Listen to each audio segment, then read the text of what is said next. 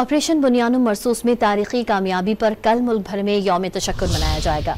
वज़ीर इत्तलात अताउल्लाह तारड़ का कहना है कि कल नमाज फजर के बाद खुसूसी दुआएं की जाएंगी। उन्होंने कौम से कौमी परचम लहराने और दिए जलाकर पाक फौज से इजहार यकजहती करने का पैगाम भी दिया।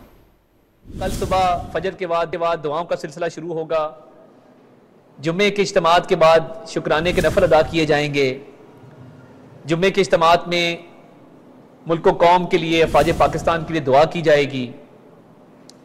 और कल का दिन परचम कुशाई होगी मुख्तलिफ मकामात में पूरे मुल्क के अंदर।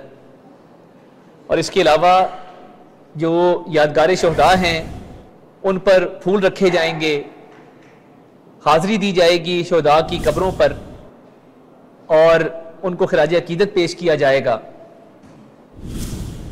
तो मैं पाकिस्तानी कौम को ये कहना चाहता हूँ कि आप अपने घरों पर पाकिस्तान का झंडा लहराएं और शाम की मगरिब की नमाज के बाद चिरागां करें, दिए जलाएं और इज़हार यकजहती करें।